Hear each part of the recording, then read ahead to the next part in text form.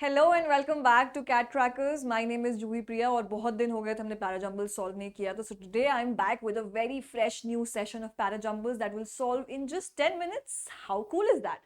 Let's go on the question directly. So today's question is from the 5 sentences are labeled over here and we have to decide what the paragraph should look like. ठीक है, तो the first sentence is before plants can take life from atmosphere, nitrogen must undergo transformations similar to ones that food undergoes in our digestive machinery. तो we have to read the first sentence to know कि what is the author talking about, ताकि हम passage form कर सके उस हिसाब से. ठीक है, तो we have understood that there is something that the author is trying to speak about is nitrogen. ठीक है, nitrogen is important here. We have to mark that word correctly. Now we will go on the other sentence. In its aerial form, nitrogen is insoluble, unusable and is in need of transformation. ठीक है, lightning starts the series of chemical reactions. Now the second keyword जो हमें मिल रहा है वो lightning है. ठीक है, so we have understood that there are two keywords that we need to find is nitrogen and lightning. ठीक है, तो हो सकता है कि या तो नाइट्रोजन से स्टार्ट होगा सेंटेंस या लाइटनिंग से स्टार्ट होगा. ठीक है, तो कोई भी चीज डिफाइन करने के लिए पहले हमें कीवर्ड्स तो निकालने पड़ेंगे ना. So that's how we find starting sentence कि कैसे वो स्टार्ट होगा. ठीक है, अब नीचे भी नाइट्रोजन लिखा है. Nitrogen an essential food for plants is an abundant resource. You can take a look over it so that you have an idea कि कैसे स्टार्ट हो रहा है sentence and what the parajumbles look like. ठीक है, one of the most dramatic examples in nature of ill wind that blows goodness is lightning. The last line you see over here is talking about ill wind, मतलब a bad thing.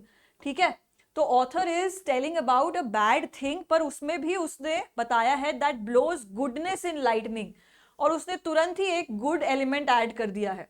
ठीक है, तो what is a bad element over here is about ill wind.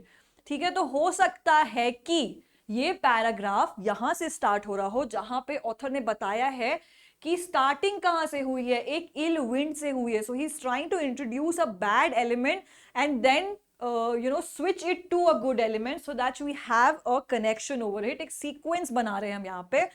So I think this can be one of the starting lines where he is saying one of the most dramatic examples in nature of ill wind that blows goodness in lightning.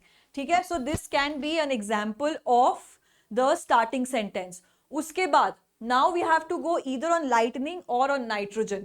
ठीक है, तो यहां पे क्योंकि lightning mention किया गया है, the last word you see is lightning, so we will now jump on to lightning first. ठीक है, अभी नाइट्रोजन के बारे में इस लाइन में तो कुछ एक्सप्लेन नहीं किया गया है, so we are taking this as our first sentence to start with.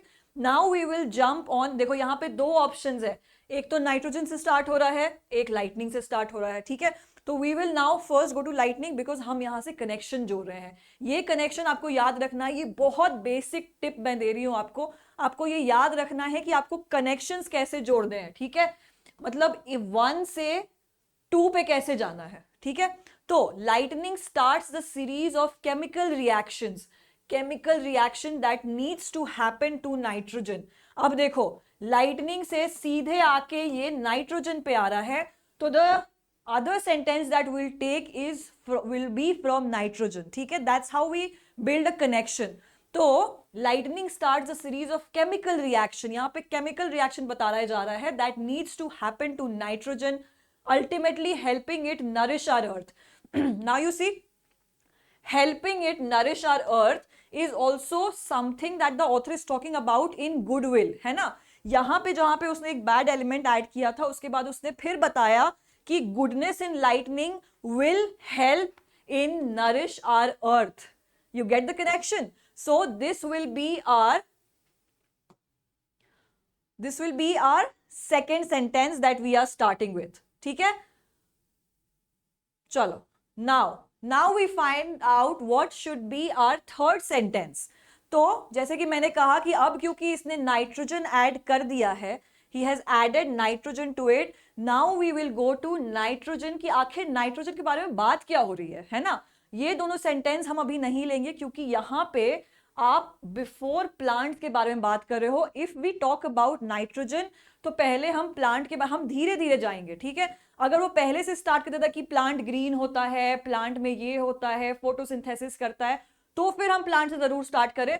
तब तो हो सकता था कि फर्स्ट लाइन ही बिगिनिंग लाइन होती, बट बिकॉज ये started from bad will then happening to good will, फिर उसने नाइट्रोजन इंट्रोड्यूस किया, फिर वहां से उसने इंट्रोड्यूस किया लाइटनिंग, ठीक है.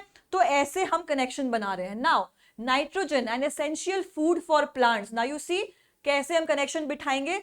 Nitrogen an essential food for plant is an abundant resource which about 22 million tons of it floating over each square mile of earth. You see कि अब नाइट्रोजन बताया जा रहा है कि is an essential food for plant. तो हमें समझ में आ गया कि प्लांट से रिलेटेड अब कोई नेक्स्ट सेंटेंस पे जाने वाला है.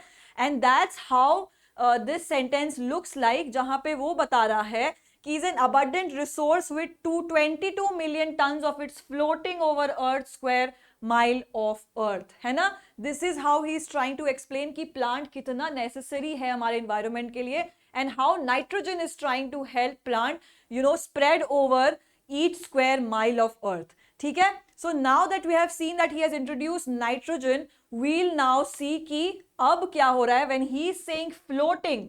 फ्लोटिंग का मतलब क्या होता है, तैरना हवा में. तो यू सी कि यहां पे एक एरियल फॉर्म नाइट्रोजन डिस्कस किया गया है. So it is also related. You see how the author is trying to jump from one line to another line, making a sequence. तो मैं आपको बता रही हूं कि आंसर भी वही है, आपका सोल्यूशन भी वही है, और क्वेश्चन भी वही है. अगर आप ये छोटी छोटी चीजों पे ध्यान दे लोगे ना, बहुत आसान हो जाएगा आपके लिए कम से कम वर्बल एबिलिटी तो सॉल्व करना. आपको बस 40 मिनट बिताने हैं वहां पे, और ये लो फटाक से हो गया वर्बल एबिलिटी, तो कोई क्वेश्चनिंग नहीं है. चलो ठीक है.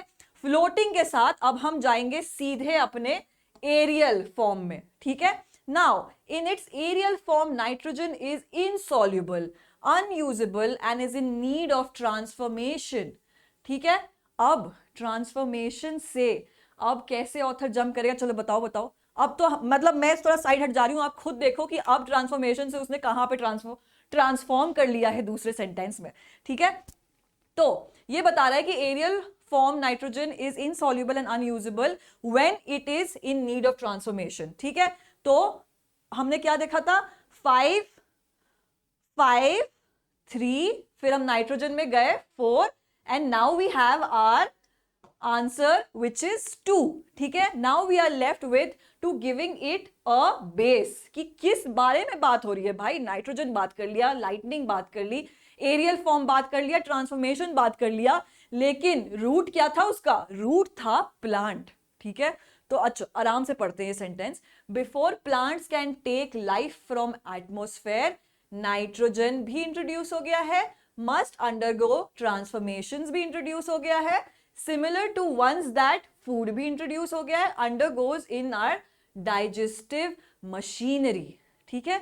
अगर इसके बाद कोई सेंटेंस होता तो अब वो ह्यूमन पे आ जाता, जहां पे डाइजेस्टिव मशीनरी के बारे में बात हो रही है. पर ऑथर बीइंग गुड इनफ, उसने हमें बस 5 सेंटेंस दिए कि भाई पहले तुम यही सॉल्व कर लो, बाद का बाद में देखेंगे. ठीक है. So that's how our paragraph looks like. ठीक है. हाउ इंटरेस्टिंगली ना ऑथर ने बताया, बहुत मजा आया मुझे तो सॉल्व करके. आप भी बताइएगा कि आपको कितना मजा आया ये सॉल्व करके. ठीक है. तो लास्ट लाइन एक बार फिर से पढ़ लेते हैं. Before plants can take life from atmosphere, nitrogen must undergo transformations similar to ones that food undergoes in our digestive machinery. ये कह रहा है कि nitrogen must undergo transformation when it is in the atmosphere before plants. ठीक है. That's how the author has concluded this as a the entire paragraph.